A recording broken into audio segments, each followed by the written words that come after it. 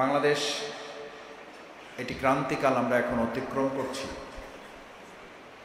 যখন আমরা এখানে প্রোগ্রাম করছি তখন আমরা সংবাদ মাধ্যমে জানতে পারছি আমাদের বর্তমান অন্তর্বর্তীকালীন সরকার জুলাই আগস্টের গণঅভ্যুত্থানের মাধ্যমে রক্তের উপরে যারা এই সরকারে উন্নীত হয়েছেন সেই সরকারের সম্মানিত প্রধান উপদেষ্টা জাতিকে একটা মেসেজ দিয়েছেন, যদি এটি সত্য হয়ে থাকে তাহলে জুলাই আগস্টের গণঅভ্যুত্থানের শহীদদের সাথে শুধু না, এদেশের কয়েক কোটি ছাত্র জনতা জুলাই আগস্টের গণঅভ্যুত্থানকারীদের সাথে চূড়ান্তভাবে বিশ্বাসঘাতকতার শামিল। তিনি বলার চেষ্টা করেছেন, আমরা গণমাধ্যমে জেনেছি আওয়ামী লীগকে নিষিদ্ধ করা হয় নাই, কিছু সময়ের জন্য তাদের কার্যক্রম স্থগিত করা হয়েছে, যে কোনো সময় তাদেরকে সচল করে দেওয়া হতে পারে এবং তাদের নির্বাচনে অংশগ্রহণ করা না করা এই ব্যাপারটি সিইসির ব্যাখ্যায় তারা এটা ঠিক করবেন।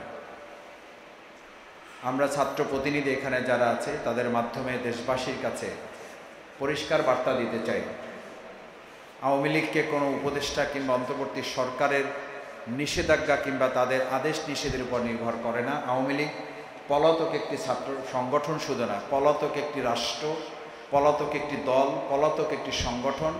সেরকম একটা দল, সেরকম একটা সংগঠনকে এই বাংলাদেশের জনগণের সামনে আর গণহত্যাকারী হিসাবে রাজনৈতিক কর্মকাণ্ড পরিচালনা করতে দেওয়া হবে না।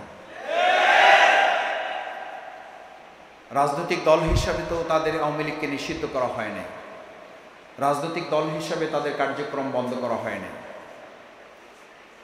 ছাত্র সংগঠন হিসাবে ছাত্রলীগকে নিষিদ্ধ করা হয় নাই, তাদের কার্যক্রম বন্ধ করা হয়নি। বন্ধ করা হয়েছে তারা আমাদের ছোট্ট শিশু থেকে শুরু করে বৃদ্ধ পর্যন্ত প্রকাশ্যে রাষ্ট্রের খরচ করা টাকা দিয়ে কেনা গুলি চালিয়ে আমাদের ভাইদেরকে হত্যাকারী হিসাবে তাদেরকে নিষিদ্ধ করা হয়েছে।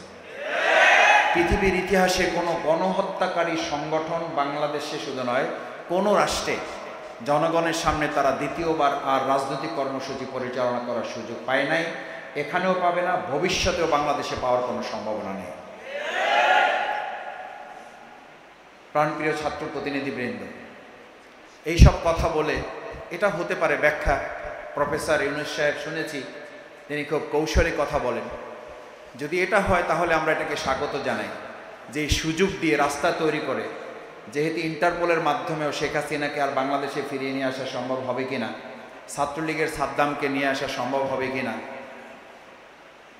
তাদের আর নেতৃবৃন্দকে পাওয়া যাবে কিনা যারা এখন বিভিন্ন দেশে মার্কেট করে বেড়াচ্ছেন, হোটেলগুলোতে খাওয়া দাওয়া করছেন, তারা সেখানে আরাম করছেন, নিশ্চয়ই তারা এই দেশের বিচারে মুখোমুখি হয়ে ফাঁসিতে ঝোলা কিংবা জেলখানায় জেলের কুঠুরিতে আবদ্ধ হওয়া তারা চাইবেন না। সুতরাং হইতে পারে যে প্রফেসর ইউনূস সাহেব একটা ফাঁদ তৈরি করে তাদেরকে দেশে ঢুকিয়ে বিচারের মুখোমুখি করবেন। যদি তাই হয় তাহলে এটাকে আমরা স্বাগত জানাই।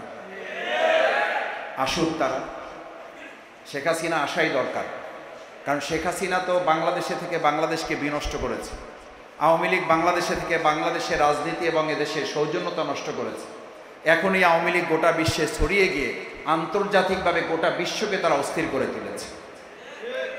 এই জন্য আমাদের একজন ভাই বহু আগে বিদেশে একটা প্রোগ্রামে বলেছিলেন যে আল্লাহ তাআলা বাংলাদেশের প্রতি রহম করেছেন যে আওয়ামী লীগের প্রতি একটা দল এই দেশের জন্য আল্লাহ ঠিক করে দিয়েছে, নাহলে এত খারাপ মানুষগুলো সব জায়গায় ছড়িয়ে দিয়ে থাকতো, সবাই সমস্যা হতো। আওয়ামী লীগের মতো করে একটা দল হওয়ার কারণে এক জায়গায় হয়ে নিজেরা সমস্যা করতেছে, আল্লাহ আমাদেরকে হেফাজত করেছে। সেই আওয়ামী লীগ এখন নিষিদ্ধ হয়েতে এই সমস্যাগুলো হচ্ছে, ছড়িয়ে ছিটে পড়ছে গোটা বিশ্বে, যেখানে যাচ্ছে সেখানে তারা অন্যায় করছে, অপকর্ম করছে, সেখানে তারা ধর্ষণ করছে বলে আমরা জানতে পারছি, সেখানে তারা চুরি বাটপারি করছে, ছিনতাই করছে, সেখানে গিয়েও তারা চাঁদাবাজি করছে। সেই জন্য আমরা আশা করি বর্তমান অন্তর্বর্তীকালীন সরকারের দায়িত্ব হবে এই আওয়ামী লীগের নেতাকর্মী, সন্ত্রাসী, গণহত্যাকারী শেখ হাসিনা সহ যারা যেখানে আছে তাদেরকে বাংলাদেশে নিয়ে এসে বিচারের মুখোমুখি করেই তারপর অন্য কার্যক্রম পরিচালনা করা।